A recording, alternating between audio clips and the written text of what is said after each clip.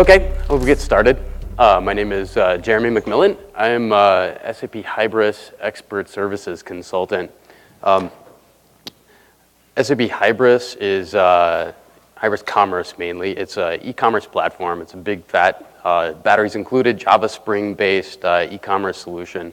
It's pretty expensive, and a lot of big companies and also some small companies use it to make a ton of money.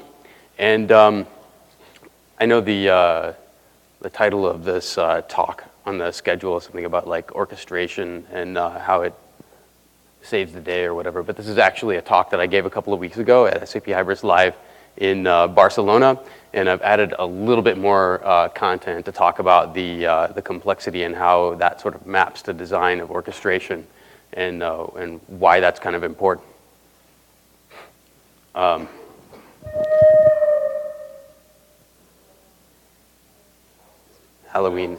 Halloween is over. Yeah, okay. So there's a huge interest, at least from my perspective, in doing zero downtime deployments.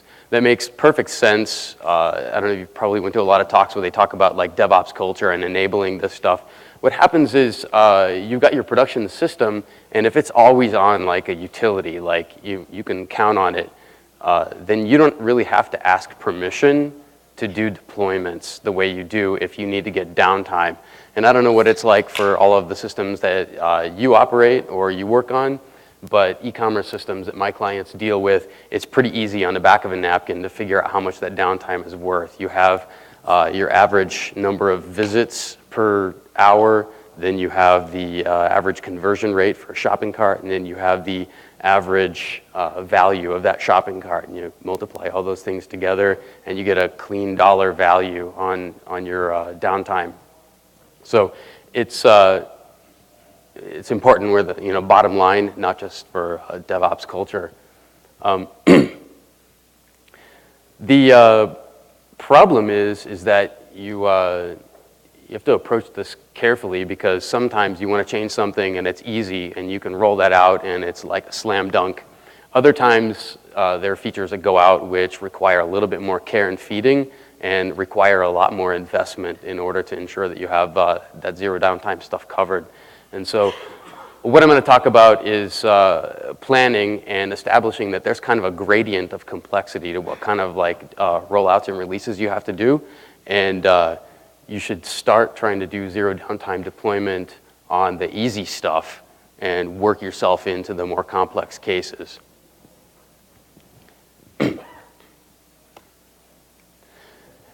Hybris Commerce is a typical N-tier application. The zero downtime deployment model that it supports is a rolling deployment. Everybody's familiar with how rolling deployments work.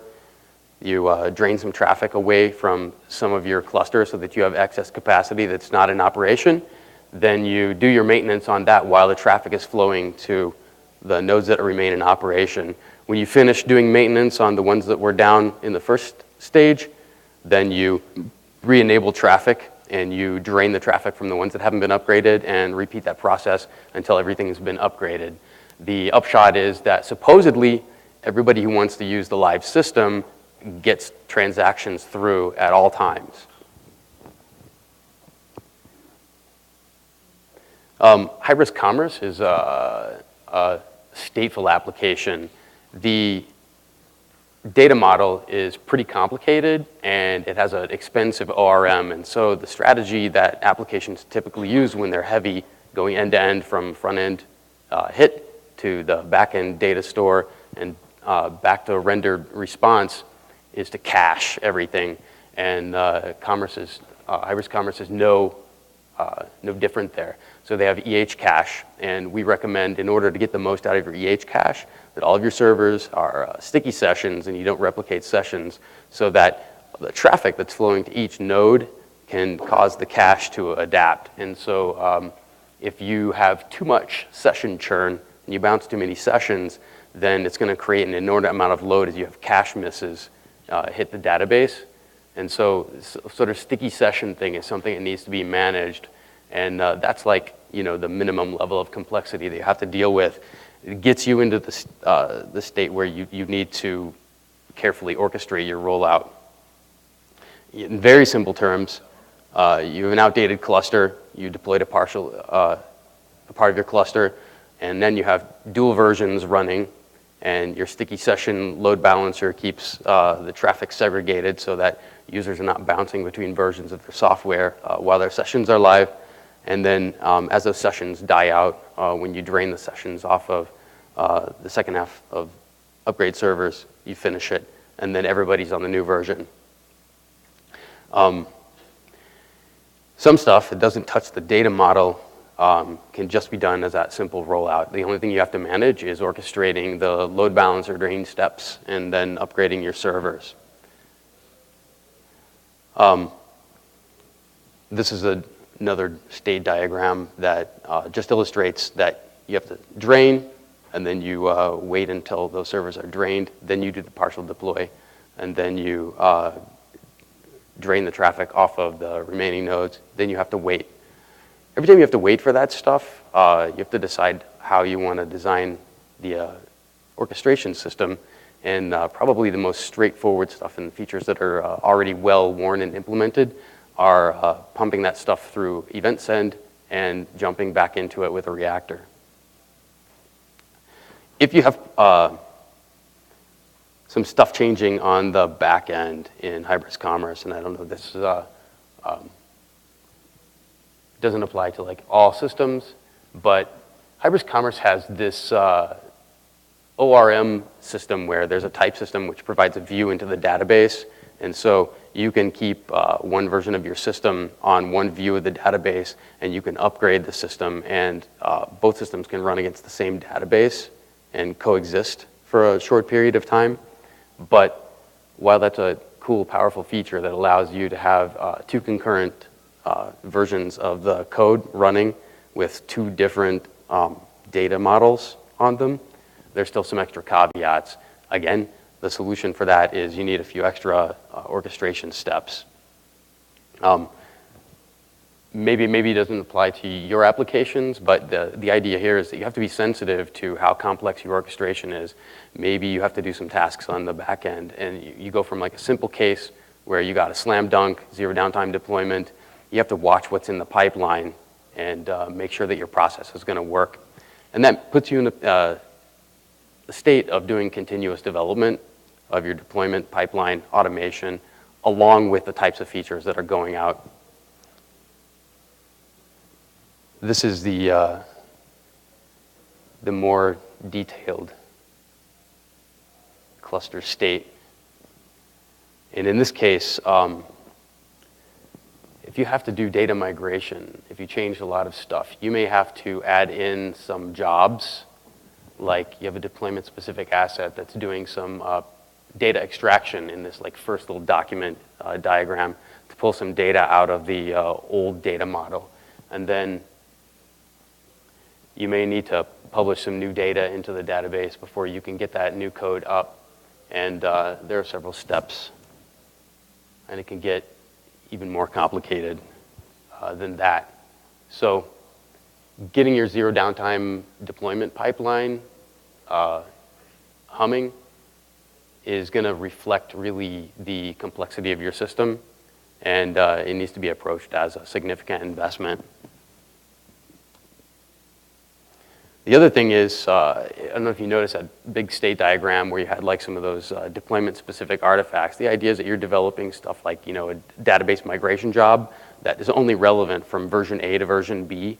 Maybe that's worth it, maybe it's not worth it, right? So in the case where we're talking about downtime being measurable in like, you know, clear dollar value, maybe it's a good trade-off not to do all of that development stuff, and you can do minimal downtime instead of having like zero downtime.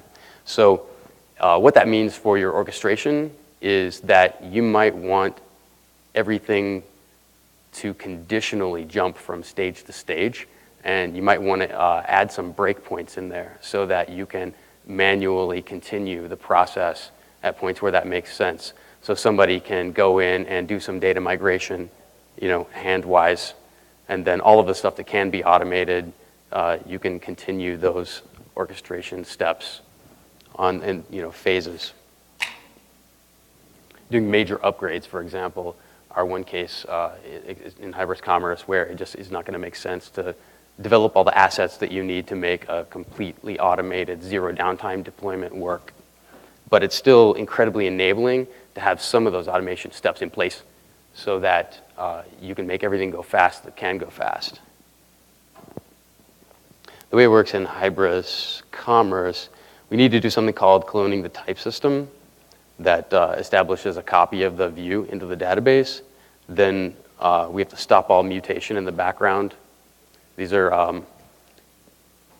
need to be implemented as execution modules in our software. So there needs to be like a Salt module that your orchestration can call into to perform some of these tasks on your target system. So it's not just like you're going to be able to layer your orchestration solution on top of your existing application. You may need to do some integration. You may need to expose some things via a REST API before you can get this stuff to work so that you can introspect the current running state of your application.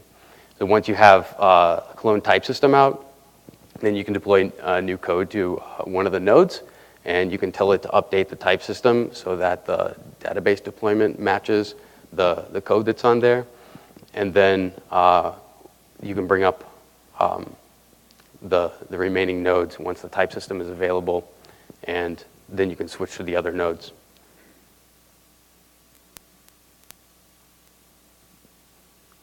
These are some details that are really important to people who are running a Hybris Commerce system, but again, there's like configuration value down here at the bottom.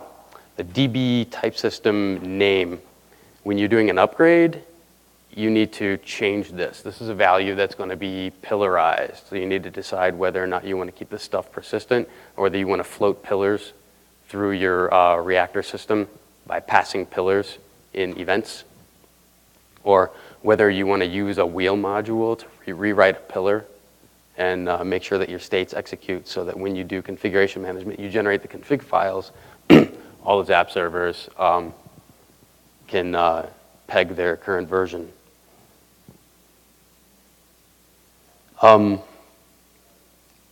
It's a significant effort to get this stuff up and running.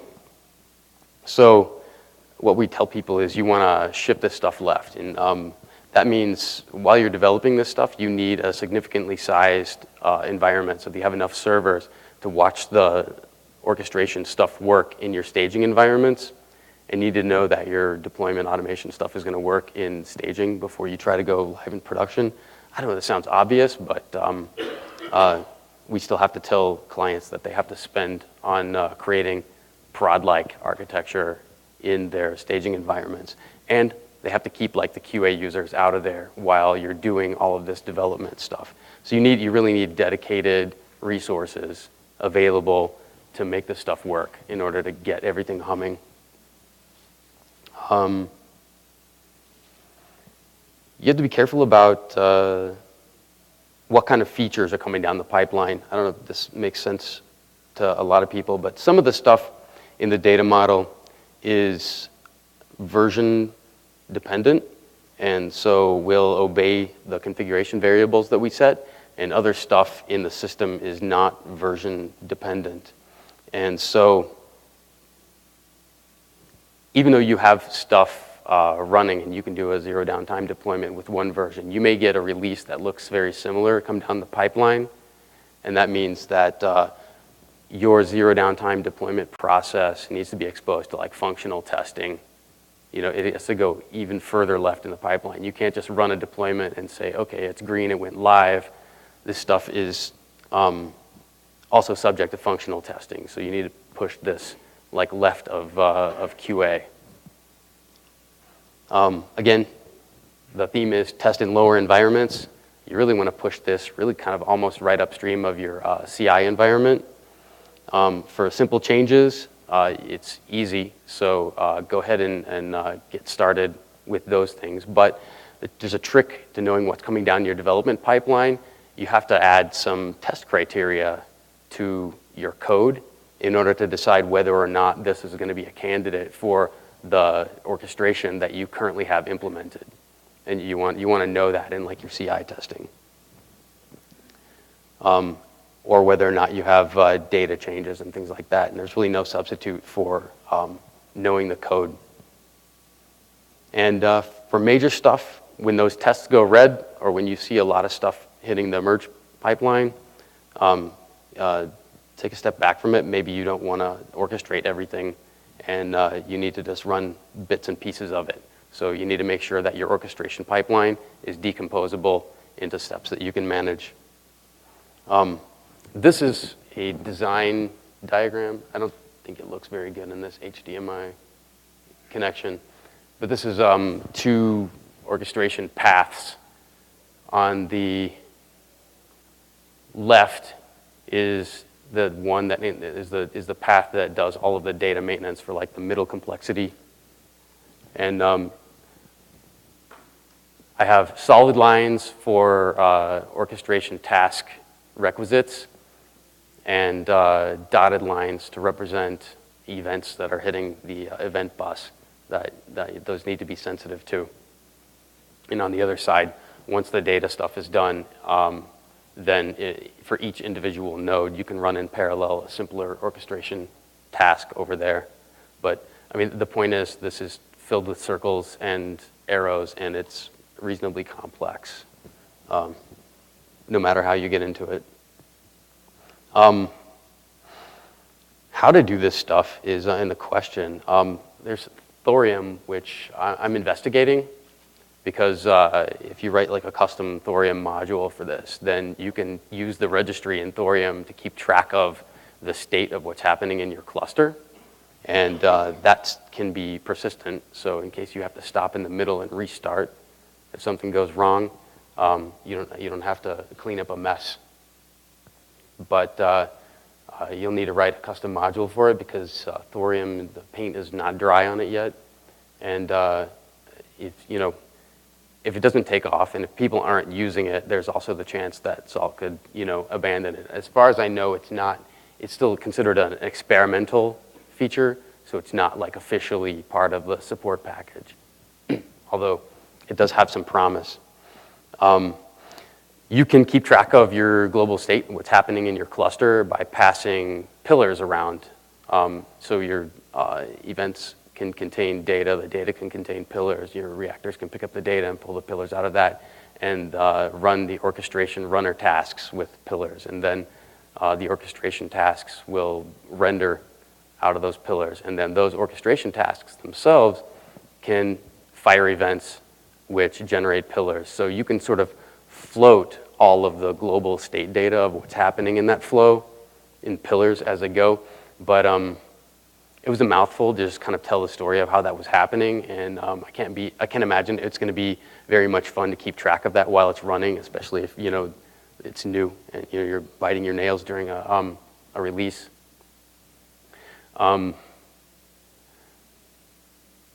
You're probably going to want some tooling to try and keep track of the process of this, because watching the event stream and it's probably not going to be fun.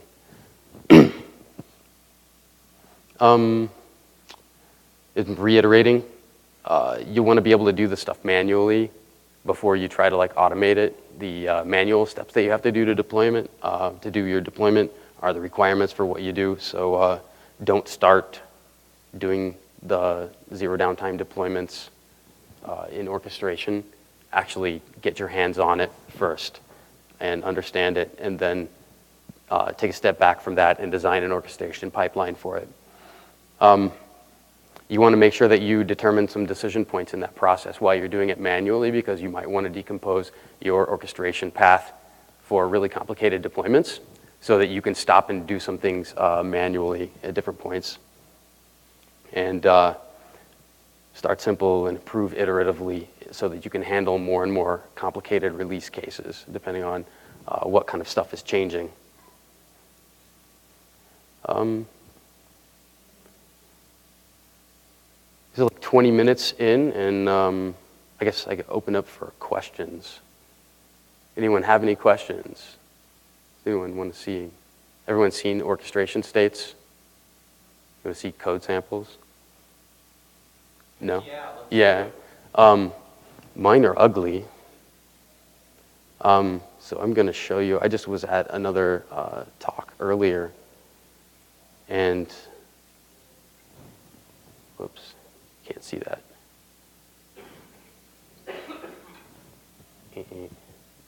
This is disorienting. So, can't see. Yeah, SAP has this complex orchestration. This is all gingered up and like 10 times more gorgeous than anything I would write. So you can find this out there. This is an example of a rolling deployment pipeline. Oh my God, that is not, I need to make that larger. There. Is that more readable? Well, anyway, you can find him on GitHub, and this is in his gists there. I was digging around, and I found out that there's some new stuff that makes this maybe a little bit easier.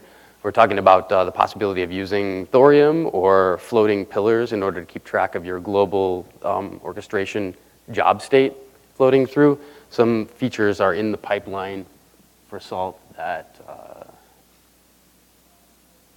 can you see that? I can't see, I'm gonna do that.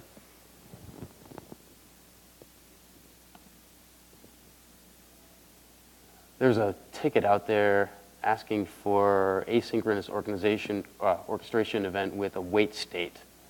And what somebody was asking for is that you could make an orchestration pipeline and then put some like waits in there so that it would pause waiting for like certain events. And what we got on September 28th is this parallel runner state, which allows, where's the documentation?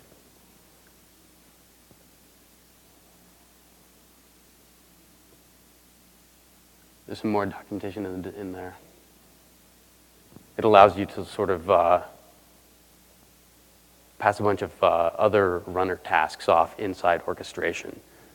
And this is a very powerful paradigm. So if you're approaching this, I would urge you to also keep track of this merge and try this stuff out when it hits a release. Or if you're running develop, to check it out and build it and try that stuff also. Down the rabbit hole. Anybody else have any other questions? Anyone else have any orchestration stories? You had a couple of hands went up when people are actually using orchestration to do deployments in production. How's that working right now? Quite well, actually. So I tend to use the batch mode. Hmm?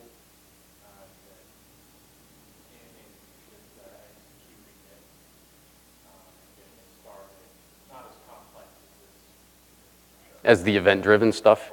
Yeah. The reason that I'm kind of fascinated with the event-driven stuff is that we have a lot of clients that are overly generous with their session timeouts. And so when you want to drain your sessions, you could have some pokey users like on even late at night, like on a weekend when they want to do deployments, and the server that never, gets down to a level. So you want to just like set it for draining and then let the orchestration system pick up when that server hits a low water mark in session count, and not have to babysit it. I hate sitting around and waiting for things to happen. Anyone else? Yeah?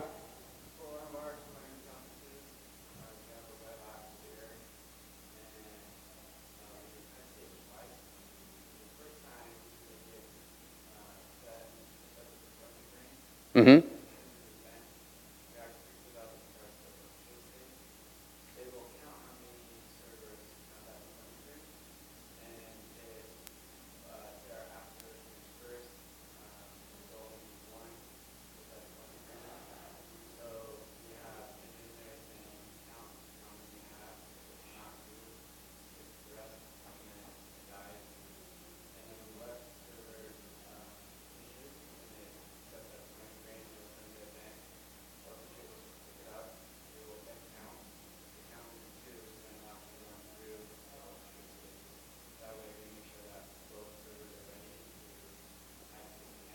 You're keeping your orchestration state in grains, and you're rerunning the orchestrate in high state, and it'll iterate depending on how many nodes are showing up as having that grain set. Essentially, Yeah. yeah. So it could continue to the second high state until they're both ready at the same level. Yeah. So we kind of use that as a way to auto orchestrate. That's a good idea.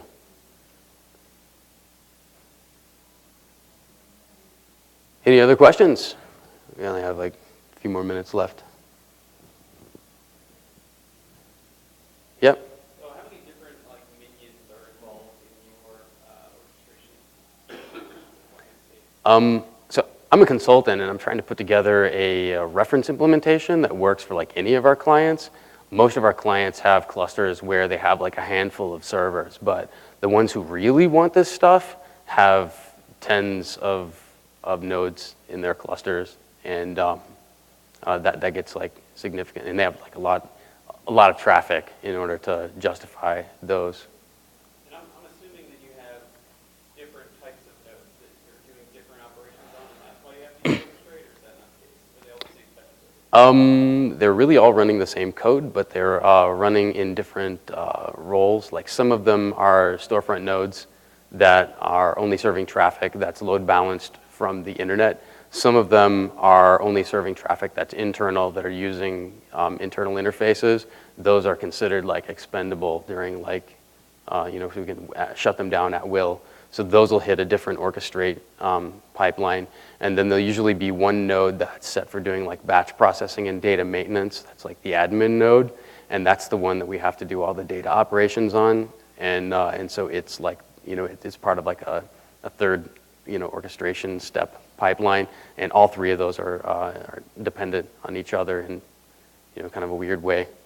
And that, when we do the storefront nodes, in order to maintain availability of the storefront traffic, we have to split the storefront group into at least 2 groups. And I usually do that just by listing out mines. I have them mine their node names, and then running them through the Jinja filter for even or odd to get them into two different sets. Any other questions? Is it Miller time? Yeah, I know. Okay, thank you very much. I wish you all good luck with your orchestration and deployments. Yeah.